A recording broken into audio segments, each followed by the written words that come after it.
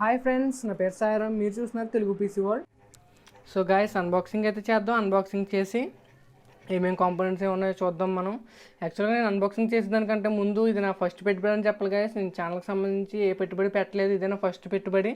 యాక్చువల్గా ఇది ఎందుకు కొన్నానంటే ఇది నా వాయిస్ ఓవర్స్ అయితే ఎక్కువ ఉంటున్నాయి. నా ఛానల్లో మీరు చూసినట్లయితే ఎక్కువ వాయిస్ ఓవర్స్ ఉంటాయి.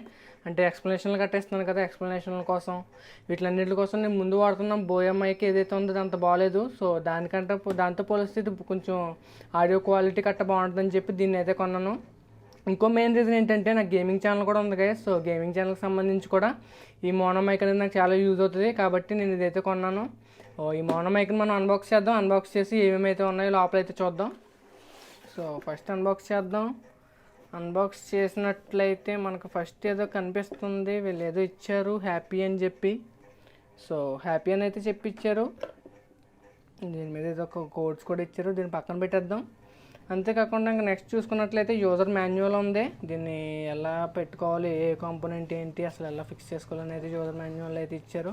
దాన్ని కూడా పక్కన పెట్టేద్దాం. దాన్ని పక్కన పెట్టేస్తే ఇప్పుడు మనకి మెయిన్గా ఇక్కడ ఒక విండ్ ఫిల్టర్ కనిపిస్తుంది గైస్. సో ఇది విండ్ ఫిల్టర్. ఈ విండ్ ఫిల్టర్ ఇచ్చారు వీళ్ళు. దీని తర్వాత ఇంకొక ఫిల్టర్ ఇచ్చారు, ఇది ఏంటంటే pop filter guys. So P sound పలికినప్పుడు ఈ ఫిల్టర్ అయితే యూజ్ అవుతుంది, ఈ పాప్ ఫిల్టర్ అయితే. దీన్ని కూడా పక్కన పెట్టేద్దాం. సో దీని లోపల ఏమున్నాయో చూద్దాం, ఇది కూడా పక్కన పెట్టేద్దాం. దీన్ని చూసినట్లయితే మనకు ఫస్ట్ కాంపోనెంట్ ఏంటంటే మనకి మైక్రోఫోనే ఉంది గైస్. సో ఇదిగో ఇది మైక్రోఫోన్. ఎలా ఉందో మైక్రోఫోన్ అయితే యాక్చువల్గా ఇది ఫుల్ మెటల్తో వస్తుంది, చాలా వెయిట్ కూడా కొంచెం ఎక్కువే ఉంది గైస్. దీన్ని చూపిస్తున్నాను కదా, ఇది యాక్చువల్గా కనెక్టర్. ఈ మైక్రోఫోన్ మనం కనెక్ట్ చేసిన కనెక్టర్ ఇది. సో ఈ మైక్ని కొంచెం సేపు పక్కన పెడదాం. మైక్ని పక్కన పెట్టేసి ఇది కూడా పక్కన పెట్టేద్దాం. నెక్స్ట్ ఇంకోటి ఏదో ఇచ్చారు గైస్, ఇది ఏంటంటే ఇది షాక్ అబ్జార్బర్ గైస్. అంటే మనం ఎప్పుడైనా సరే మైక్ని మనం కనెక్ట్ చేసిన తర్వాత మూవ్ చేసామనుకోండి, అప్పుడు ఆ మూమెంట్ వచ్చినప్పుడు దాని షాక్ని లేదా ఆ సౌండ్స్, బ్యాక్గ్రౌండ్ డిస్టర్బెన్స్ సౌండ్స్ రాకుండా ఈ షాక్ అబ్జార్బర్ అయితే యూజ్ అవుతుంది. సో ఇది కూడా పక్కన పెట్టేద్దాం. తర్వాత యూఎస్బీ కేబుల్ అయితే ఇచ్చారు గైస్ వీళ్ళు. సో ఇది యూఎస్బీ యూజ్ చేసి మనం కంప్యూటర్కి అయితే కనెక్ట్ చేసుకోవచ్చు. యూఎస్బీ 2.0 నుంచి అయితే కనెక్ట్ చేసుకోవచ్చు అనేది చెప్పారు వాళ్ళు బాక్స్ మీద. సో దాన్ని పక్కన పెట్టేద్దాం.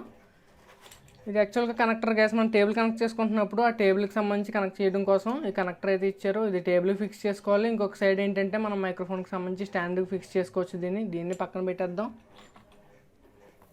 సో ఇది యాక్చువల్గా ఏంటంటే ఇదే లాస్ట్ కాంపోనెంట్ అనుకుంటున్నాను గైస్. ఇదేంటంటే ఇది అడ్జస్టబుల్ స్టాండ్. సో ఇది మనం టేబుల్ కనెక్ట్ చేసుకుని మన మైక్రోఫోన్ పొజిషన్ అయితే అడ్జస్ట్ చేసుకోవచ్చు. ఇది కూడా మెటల్తో తయారు చేశారు. క్వాలిటీ అయితే చాలానే బాగుందని చెప్పాలి, క్వాలిటీ కూడా బాగానే ఉంది.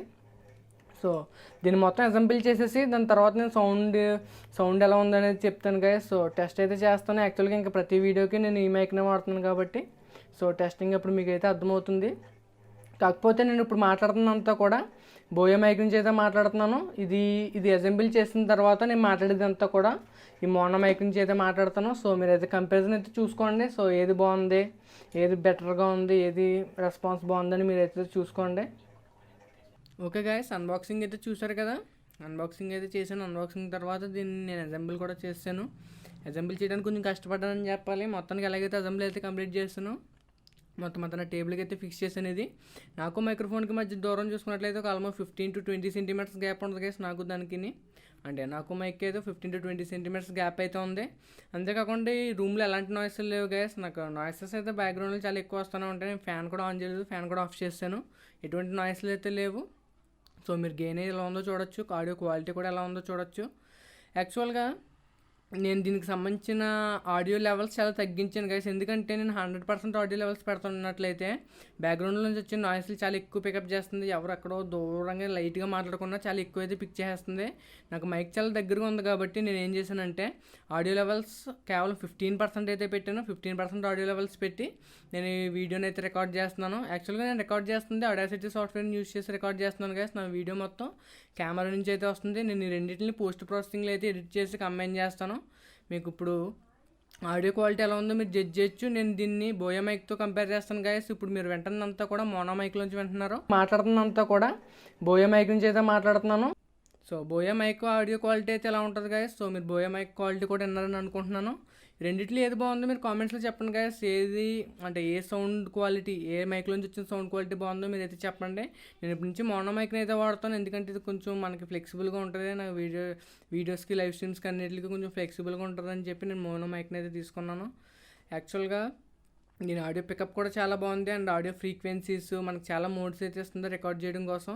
నేను ఆడియో సెట్టింగ్ యూస్ చేస్తే నేను వీడియోస్ అన్నింటిలో పోస్ట్ ప్రాసెసింగ్లో అయితే పోస్ట్ ప్రాసెసింగ్ అయితే చేసి నేను నా ఆడియోని అయితే అలైన్ చేస్తాను. ఇది కొంచెం ఎక్కువ వర్క్ అని చెప్పాలా, అయినా కూడా ఆడియో క్వాలిటీ కోసం తప్పదు కదా గైస్, నేను ఖచ్చితంగా చేస్తే తీరాలి. నేనేం మాట్లాడట్లేదు గైస్, నేనేం మాట్లాడకుండా ఉన్నట్లయితే మీకు బ్యాక్గ్రౌండ్ నాయిసెస్ ఎలా ఉన్నాయి చూడండి.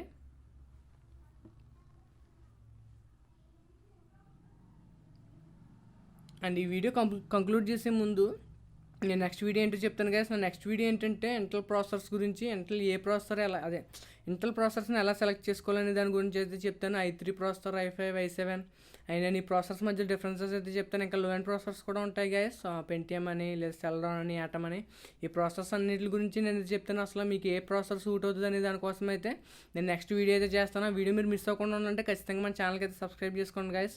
మన ఛానల్ సబ్స్క్రైబ్ చేసుకుని మీ ఫ్రెండ్స్ అండ్ ఫ్యామిలీ అయితే షేర్ చేయండి, ఎందుకంటే మీ సపోర్ట్ నాకు ఎప్పుడు ఉండాలి గైస్. మీరు సపోర్ట్ చేస్తేనే నేను ఛానల్ అయితే రన్ చేయగలను. సో మీరు సబ్స్క్రైబ్ చేసుకోండి. అండ్ ఈ కాన్సెప్ట్ లేదా ఈ టెక్నాలజీకి సంబంధించి కంప్యూటర్స్ కోసం ఇష్టపడే వాళ్ళు ఎవరైనా ఉంటే వాళ్ళు కూడా షేర్ చేయండి మీ ఫ్రెండ్స్ అండ్ ఫ్యామిలీతో.